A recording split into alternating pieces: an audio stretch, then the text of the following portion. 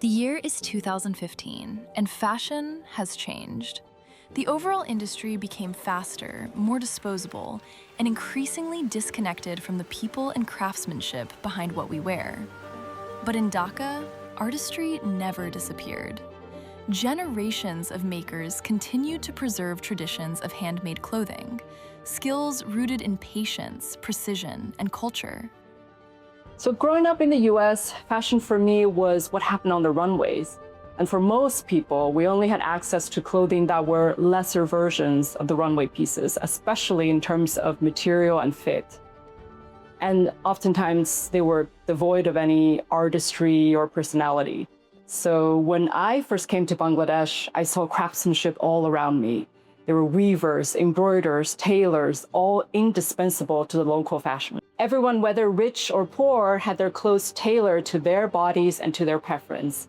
And all my friends have their go-to designers and makers, so fashion here is really personal and fun. I'm Sarah Hashimaris for the Los Angeles Times. At least 80 people are dead after the collapse Wednesday morning of a garment factory building on the outskirts of the capital of Bangladesh. It was a real shock when the Rana Plaza tragedy unfolded in Bangladesh in 2013, and it really exposed the inhumane side of global fast fashion.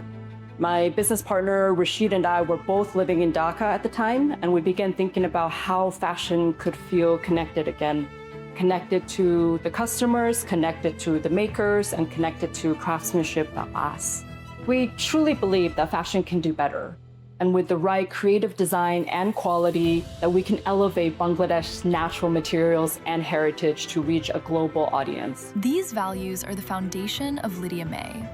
Founded in 2015, we are the first luxury leather handbag brand born in Bangladesh and formed for the world. As Lydia May grew, so did our partners. So we've worked side by side with the top tanneries and bag makers in the country, specifically on original designs and creating systems for responsible and high quality production. And this has enabled our production partners to reach higher value customers globally. Along with ethical production practices, we founded Lydia May as a social enterprise to support a local grassroots charity. When May quit her corporate law job and came to work for an NGO in Bangladesh, she got to know Mala, Martin, and their Lydia Hope Center slum school. We were inspired by the Lydia Hope Center's commitment to transforming lives since 2010. And the name Lydia May comes from the nonprofit and our co-founder, May. More than 2,000 families have benefited from the work of the Lydia Hope Center Trust. In addition to having a strong social mission, Lydia May believes a fashion brand should lead by strong design and personality to be a true force of change in fashion. Lydia May's design philosophy is to create personal, ethical, and tasteful luxury. And based on this philosophy, we found 5 design elements that felt true to us and expressed our rebellion against mass-produced fashion. And we've combined them and layered them in different ways to create what I think is a signature aesthetic that's both distinct and versatile. The leather Rani tote is classic in shape and bursting with charm and personality. Inspired by a painting from the contemporary artist Rani Ahmed, the South Asian cow motif is made alive through heritage embroidery craft.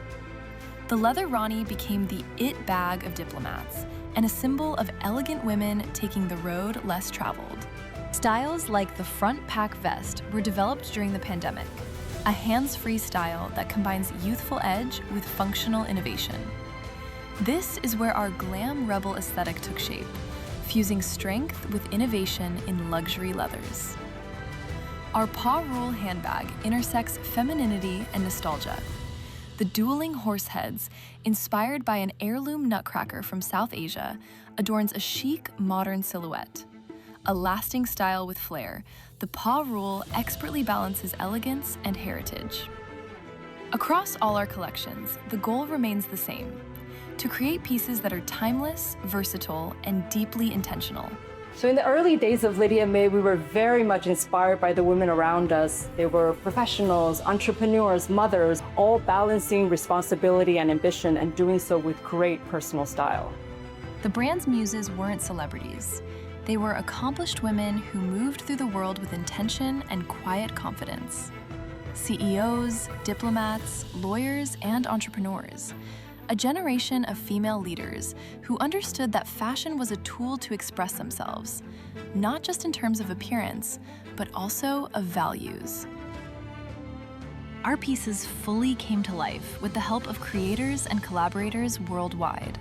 What draws us to these tastemakers and vice versa is their joy and confidence in fashion.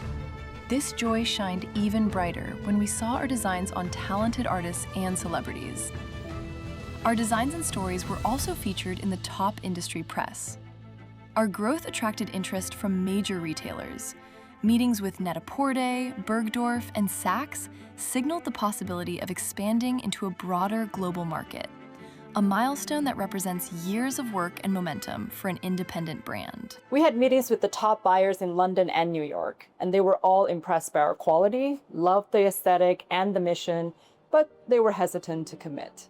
They told us that the space for independent bag brands is already crowded and that even the hottest indie brands only last a season or two before they had to fade out. So with the way that big money has pushed the fashion industry, buyers are now under tremendous pressure to reach sales targets every season. And they're much more data-driven and trend-sensitive. So there was very little room for original design outside of the dominant aesthetic and trends. Even with the growth of e-commerce, selling at brick-and-mortar retail stores remains a rite of passage for design-led brands.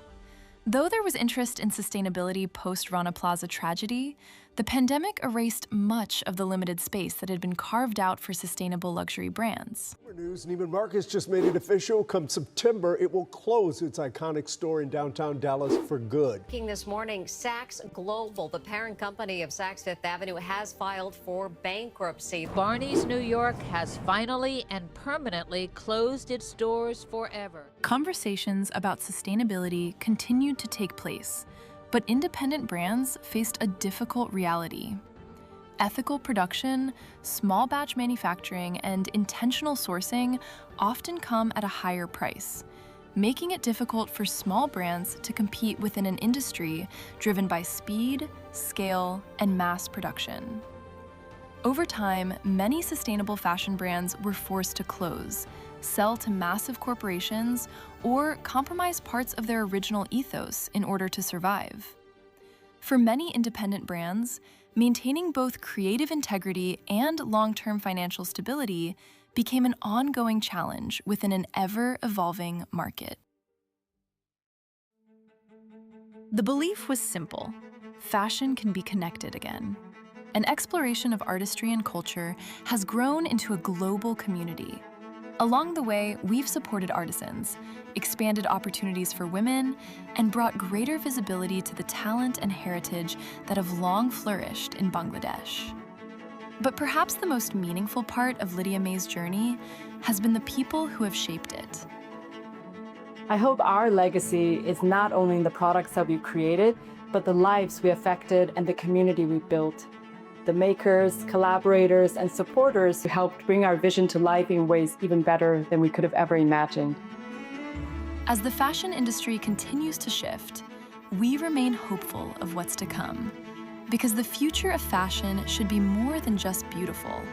It should be intentional, empowering, and built to last.